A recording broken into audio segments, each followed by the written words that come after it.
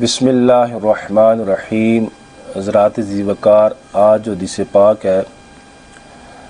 وہ صحیح مسلم شریف میں بھی موجود ہے اور سنن نبی داؤد شریف میں بھی ہے اور سنن بہقی شریف میں بھی ہے۔ وہ حدیث یہ ہے، اس حدیث سے پہلے امام ابو داؤد نے اس حدیث کو لانے سے پہلے ایک باب باندھا ہے، باب الاقعاء بین سجدتین، دو سجدوں کے درمیان اقعاء کرنا۔ اقعاء کسے کہتے ہیں؟ جو سنن بہقی شریف میں یہ باب ہے وہ آپ کے سامنے اقعاء کی وضاحت کر دے گا کہ اقعاء کسے کہتے ہیں۔ ویسے حدیث پاک میں بھی اس کی وضاحت آ جائے گی۔ سنن بہقی شریف میں امام بہقی نے باب باندھا، باب القعود علی العقبین بین سجدتین، دو سجدوں کے درمیان ایڑیوں پر بیٹھنا، اس کو اقعاء کہتے ہیں۔ جیسے کہ حدیث پاک میں بھی اس کی وضاحت آ جائے گی۔ اگر آپ نے میری سابقہ ویڈیو دیکھی ہو تو سابقہ ویڈیو میں نے یہ بتایا تھا کہ جلسہ کے اندر، یعنی دو سجدوں کے درمیان جو جلسہ ہوتا ہے،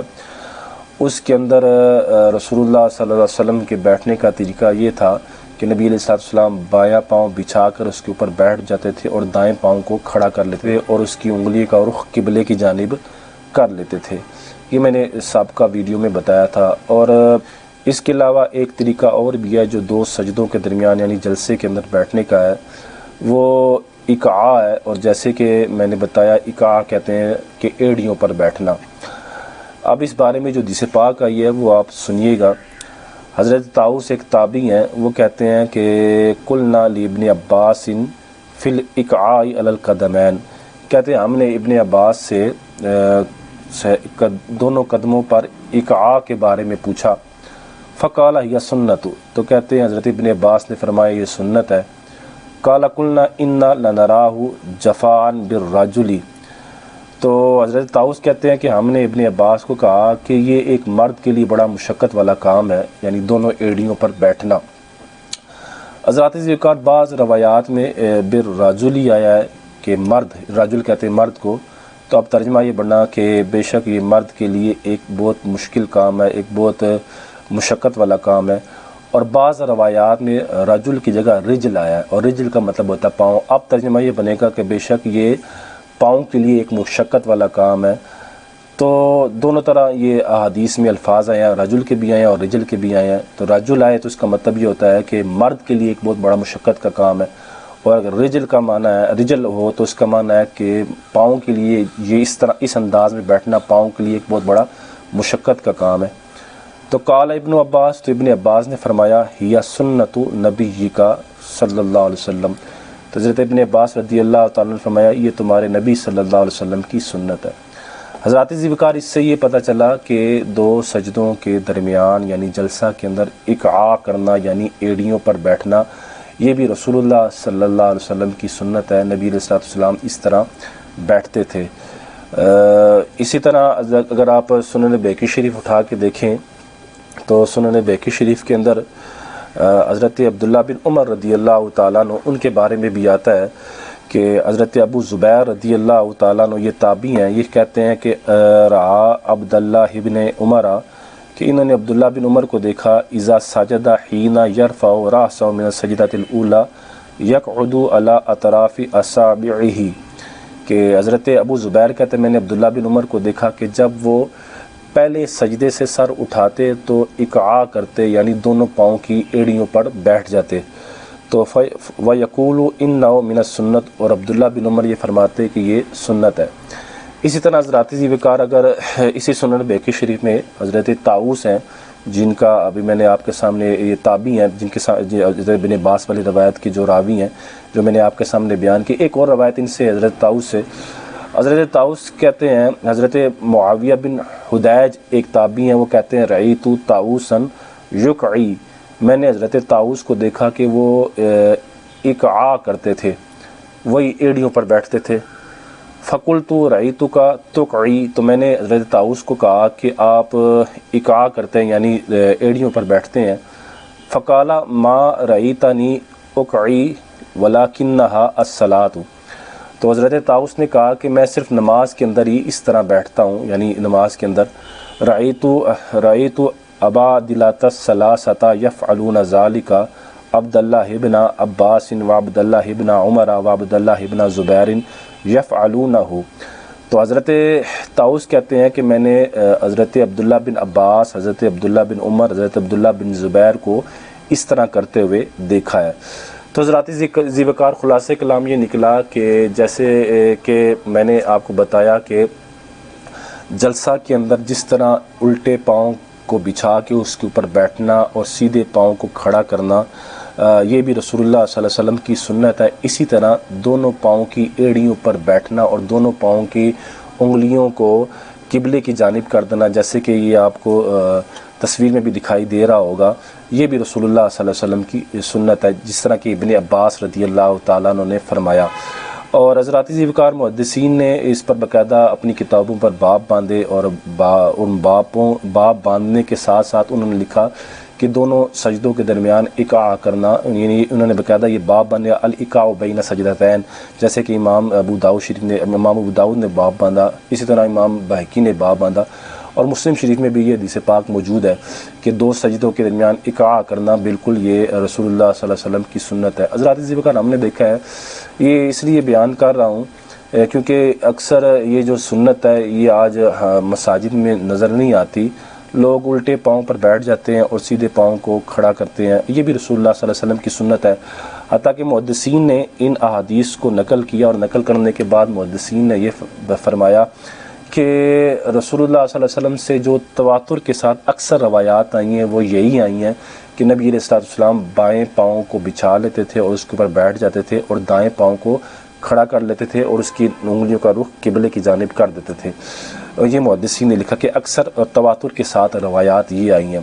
اور محدثین نے یہ بھی کہا ہے کہ رسول اللہ صلی اللہ علیہ وسلم اس انداز یعنی اقعاء کے انداز میں بھی رسول اللہ صلی اللہ علیہ وسلم بیٹھتے تھے، جیسے کہ ابن عباس، عبداللہ بن عمر اور عبداللہ بن زبیر کا عمل ہے. ظاہر بات ہے انہوں نے رسول اللہ صلی اللہ علیہ وسلم کو دیکھ کے اس طرح کیا ہوگا، اور ابن عباس نے صراحت فرمائی تھی کہ سنت نبی کا، یہ آپ کی نبی کی سنت ہے. اور عبداللہ بن عمر نے بھی کہا کہ سنت، کہ یہ نماز میں یہ سنت ہے. تو اس سے پتہ چلا حضرات ذی وقار کہ اس انداز میں بیٹھنا یعنی اقاع کے انداز میں ایڑیوں پر بیٹھنا، یعنی دو جلسوں کے درمیان دو سجدوں کے درمیان جلسہ کے اندر اقاع والے انداز میں یعنی ایڑیوں کے اوپر بیٹھنا، یہ بھی رسول اللہ صلی اللہ علیہ وسلم کی سنت ہے.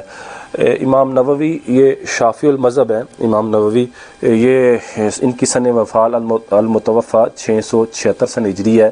انہوں نے شرح مہذب کے اندر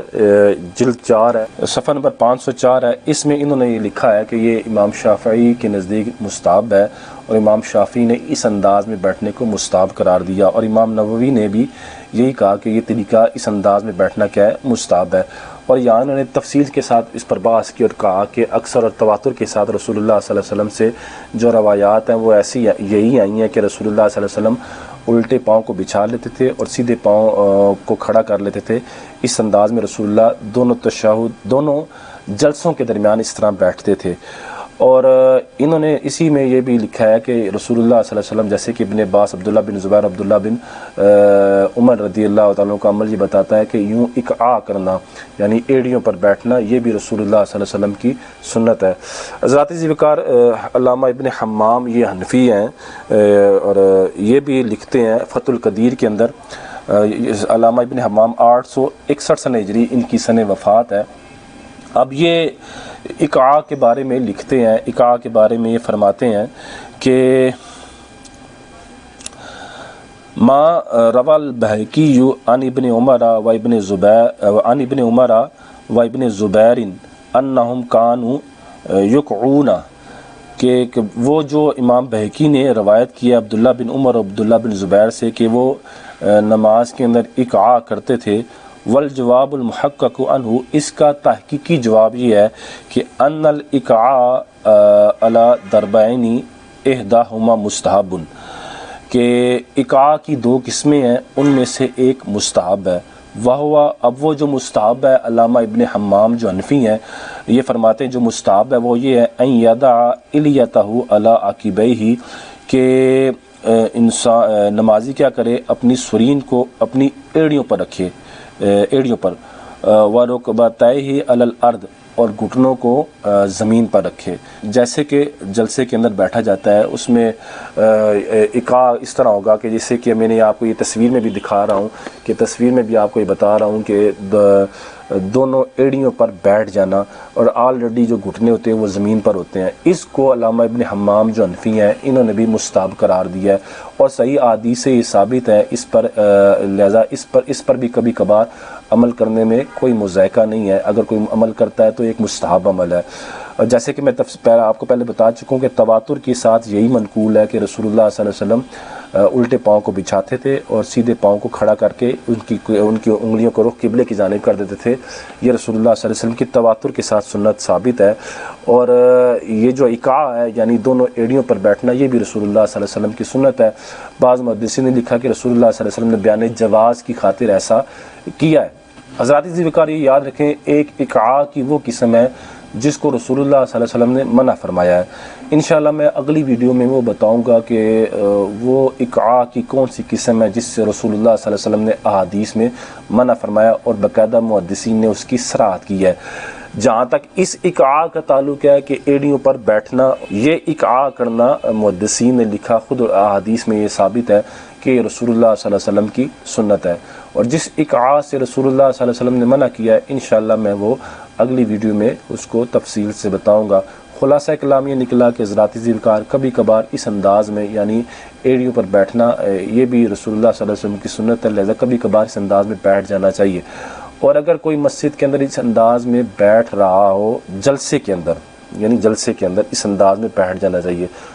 تشہد میں اس انداز میں نہیں بیٹھ سکتے، کیونکہ تشہد کے بارے میں جب احادیث آئے گی، پہلے تشہد میں رسول اللہ کیسے بیٹھتے تھے اور دوسرے تشہد میں رسول اللہ کیسے بیٹھتے تھے وہ بھی میں تفصیل سے انشاءاللہ بیان کروں گا۔ جلسے کے اندر اس انداز میں بیٹھنا چاہیے، کبھی کبھار اس طرح بیٹھ جائے تاکہ اس سنت پہ بھی رسول اللہ صلی اللہ علیہ وسلم کی یہ سنت جو بالکل ختم ہو چکی ہے، اور اس کو آج کل نہیں دیکھتے کہ کوئی اس انداز میں بیٹھتا ہو جلسے کے اندر،